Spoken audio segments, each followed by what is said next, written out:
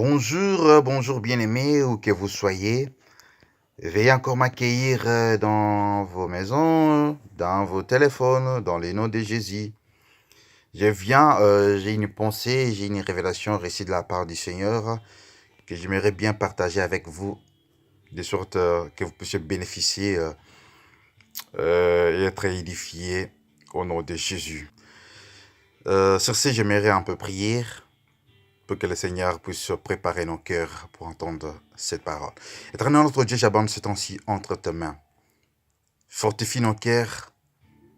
Bénis mon frère, bénis ma sœur qui va entendre, qui va écouter cette parole. Que cette parole produise des fruits dignes de la repentance en nous, dans les noms puissants de Jésus. Nous avons demandé et nous disons Amen.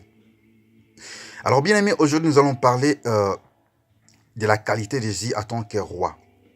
Et notre thème c'est: quel est le roi qui règne dans ta vie? Quel est ce roi qui règne dans ton cœur? Quel roi règne-t-il dans ton cœur, bien-aimé?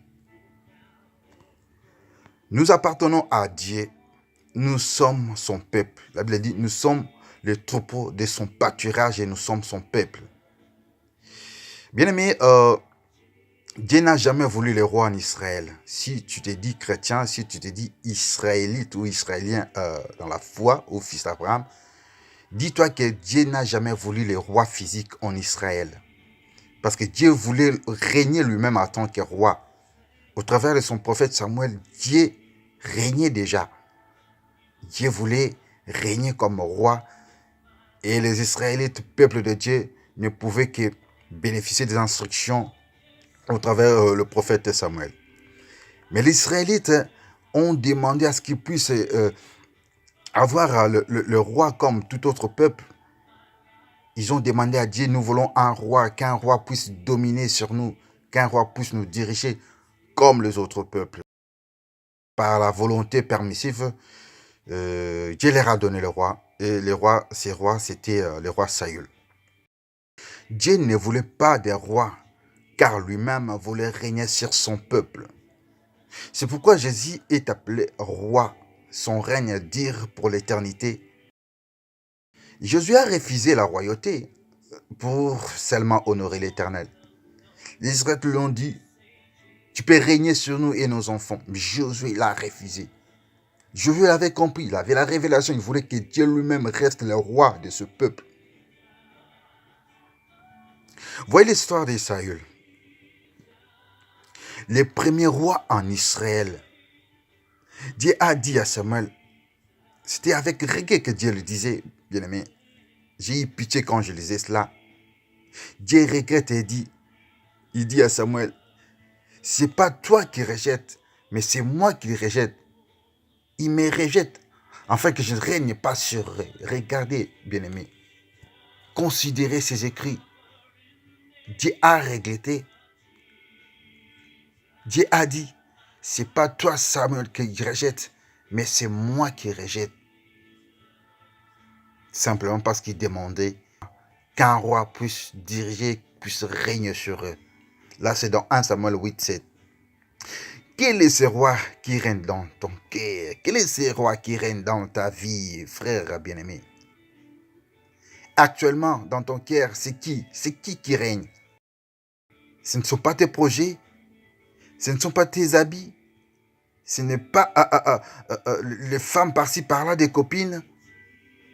Est-ce que Dieu règne réellement dans ta vie? Jésus-Christ règne réellement dans ta vie? Bien-aimé, Dieu s'attriste. Dieu s'attriste et Dieu regrette. Est-ce que tu le rejettes? Est-ce que tu ne veux pas qu'il puisse régner dans ton cœur? Est-ce que tu ne veux pas qu'il puisse régner dans ta vie? Quand tu rejettes le serviteur de Dieu, c'est lui-même que tu rejettes. Quand tu rejettes cette parole, bien-aimé, c'est lui-même que tu rejettes. Considère ces paroles, bien-aimé, je te le prie. Considère ces paroles. J'aimerais bien que le Seigneur Jésus-Christ règne dans ton cœur. Parce qu'il ne veut pas qu'un roi, un quelconque roi puisse régner dans ton cœur, dans ta vie. Quelle est cette idolâtrie qui règne dans ton cœur? Est-ce que le roi, Jésus-Christ, occupe réellement la première place dans ton cœur? Pose-toi la question, bien-aimé.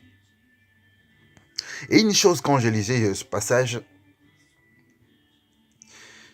la volonté permissive a permis à ce que le roi Shaul puisse régner sur les Israélites, sur son peuple. Et Dieu leur avait dit, vous devez conserver ces droits, les droits des rois. Vous devez les conserver. Là, c'est en seulement le 8-15. La Bible dit, ces rois ont droit de prendre la dîme des produits, des semences et des vignes des Israélites. Il en avait droit. Il allait donner à ses serviteurs. Donc, il en avait droit. C'était les droits des rois. Si nous lisons clairement, attentivement ce passage, nous allons comprendre que ceci dit, Dieu s'est réservé les droits seuls des dîmes et des offrandes de son peuple. C'était un droit qu'il a légué au roi Saül, le roi physique. Dieu a les droits des dîmes et de nos semences. Et ce sont ses serviteurs qui peuvent l'utiliser pour son œuvre. Frère bien-aimé, arrête de gonfler ton cœur lorsqu'il s'agit de donner à Dieu. Bien-aimé, la dîme et les offrandes, les semences que nous donnons à Dieu, c'est un devoir pour nous. En tant que citoyens du ciel, c'est un devoir civique. Ne te lamente pas, ne te fais pas de soucis quand il s'agit de donner à Dieu. Quand il faut donner à Dieu, tu donnes avec un cœur joyeux et sincère. C'est un devoir citoyen. Du moins, si tu es convaincu que Jésus règne dans ta vie, règne dans ton cœur, et si tu es convaincu réellement que tu es un citoyen du ciel. Quel est ce roi qui domine dans ta vie? Quel est ce roi qui règne dans ton cœur, bien-aimé? Jésus-Christ règne dans ton cœur? Jésus-Christ dirige réellement ta vie? Alors, en contraste des rois Saül, nous prenons le cas du roi David, roi selon le cœur de Dieu. Sa royauté a été caractérisée d'humilité et de louange à Dieu. Dieu siégeant au milieu de louanges de son peuple ne pouvait qu'agréer le roi David. Le roi David était devenu l'ancêtre de Jésus-Christ, notre Seigneur, qui son royaume ne passera jamais en fait. Dieu en donnant le royaume aux Israélites, Dieu en donnant le royaume à son peuple, comme il le réclamait, comme il le demandait, par les biais de Saül, il a récupéré par le roi David en Jésus son fils. C'est pourquoi on disait Jésus fils de David. Jésus fils selon le cœur de Dieu. David l'homme selon le cœur de Dieu. C'est comme si Dieu lui-même qui régnait sur le trône de David. Bien aimé, aucun roi est considéré aujourd'hui en Israël comme le roi David. Pourtant, il y a eu beaucoup de rois. Dans l'histoire d'Israël, il y a eu beaucoup de rois qui sont passés. Mais les rois les plus importants, jusqu'à nos jours, c'était le roi David. Les reflets du Seigneur Jésus. Aujourd'hui, le plus beau hôtel en Israël, à Jérusalem, c'est l'hôtel King David. C'est pas du hasard. Pour moi, c'est pas du hasard. Ce sont des signes codifiés. Actuellement, si vous allez en Israël, à Jérusalem, une seule maison est plus riche qui accueille des chefs d'État, c'est cet hôtel. C'est comme si c'était la maison des rois qui accueille des rois. C'est comme si c'était la maison du grand roi qui accueille les grands visiteurs, les autres rois. Tout président qui passe à Jérusalem, il loge. Dernièrement, Trump est passé là-bas. Il était logé. Tous les présidents y logent. C'est un symbole miniaturisé du royaume. Rien de hasard de sa présence. Rien n'est de hasard de cet édifice. Pour moi, je le dis, rien n'est de hasard qu'on puisse construire cet hôtel au cœur de Jérusalem et que les grandes personnalités viennent, y logent et on les nomme King David. Il n'y a aucun roi qui n'a été semblable à David. David, les reflets du Christ. En termes de royauté, c'est Jésus qui règne sur le trône de David. Rien n'est de hasard. Le fait que le président israélien habite toujours à Jérusalem, rien n'est de hasard. Ce sont là les reflets, pour moi, ce sont les reflets du royaume de Dieu en esprit. qui est traduit physiquement au nom de David, qui est le plus important des rois qu'a connu Israël dans toute son histoire. La Bible dit, Dieu lui a promis que son royaume ne passerait jamais, son trône ne passerait jamais. C'est pourquoi Jésus a été aperçu par ses contemporains comme fils de David, roi physique, et qui devait régner à Jérusalem sur le trône de David, son père, pour le libérer des Juifs romains. Quel est ce roi qui règne dans ton cœur, bien-aimé? Quel est ce roi qui règne dans ta vie? Qui dirige tes pas? Qui dirige ta vie, bien-aimé? Oui, Jésus-Christ règne déjà. Il règne pour l'éternité, mais pas comme les hommes l'avaient aperçu à l'époque. C'est ce que dit l'apôtre Paul dans 1 Corinthiens 1, 25, que je vais lire. Car la folie de Dieu est plus sage que les hommes, et la faiblesse de Dieu est plus forte que les hommes. Et dans 1 Corinthiens 3, verset 19, la Bible dit, « Car la sagesse de ce monde est une folie devant Dieu. Aussi était écrit, ils prend les sages dans leur ruse. » Bien aimé, oh voici, la vraie sagesse, mon frère, c'est que Jésus-Christ est le roi et qui fait régner dans ta vie, lui seul. C'est pourquoi le salut est donné en confessant que Jésus est sauveur et Seigneur. Bien aimé, si tu es croyant ou tu ne l'es pas, mais si tu veux être sauvé, je te le prie de le faire, bien aimé. Il suffit de croire, de confesser dans ta bouche que Jésus est Seigneur et Sauveur et qu'il était mort, ressuscité pour moi et toi, pour ton péché. Bien aimé, tu seras sauvé. Jésus est le roi des rois. Jésus est le Seigneur des seigneurs. Jésus est le maître des maîtres. Alors, bien aimé, pour finir, j'aimerais te dire une chose de très très capitale, une chose de très très importante. Si tu ne l'as pas encore reçu, bien-aimé, voici l'occasion te donnée. Si tu n'as pas encore reçu Jésus, et si tu ne marches pas en nouveauté de vie comme telle, voici, bien-aimé, l'occasion t'est offerte, bien-aimé. Saisis-la. Saisis-la, s'il te plaît. N'attends pas demain. Demain ne t'appartient pas. Hein? Demain appartient à Dieu. N'attends pas. Tu ne sais pas ce qui arrivera demain. Tu te dis chrétien, mais oui, est-ce que tu marches en nouveauté de vie? Est-ce que Jésus règne réellement et dirige réellement ta vie? Bien-aimé, saisis l'occasion.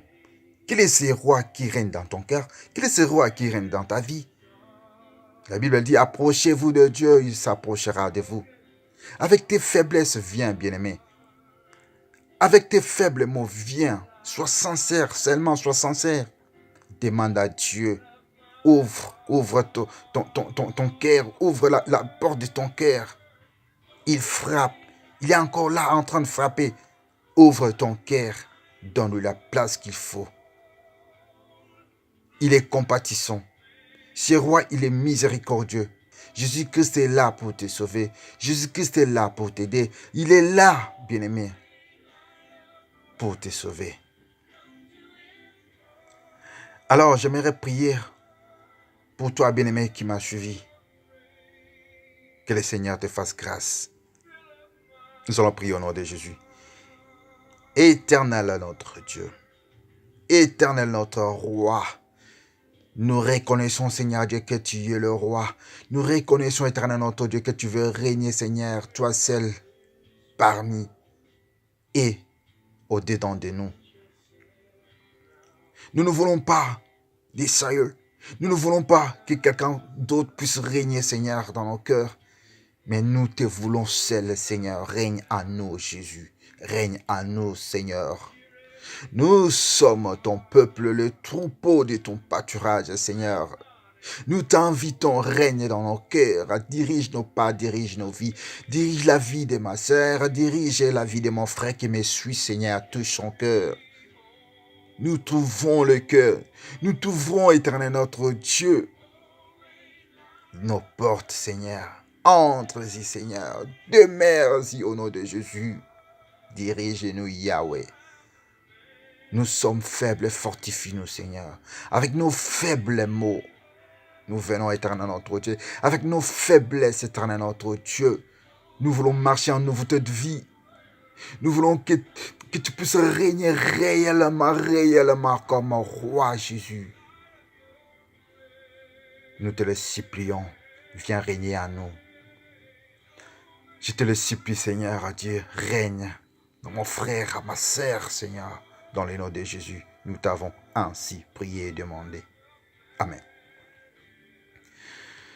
Ah, voilà, donc c'était votre frère Guilan de l'église Étoile des Gloires à Paris, sous la direction du pasteur Nicolas Moala. Bien aimé, si vous avez reçu le message, quelquefois ou quelque part, vous avez été édifié, de le partager même pas à 2-3 personnes, à une seule personne et Dieu vous bénira.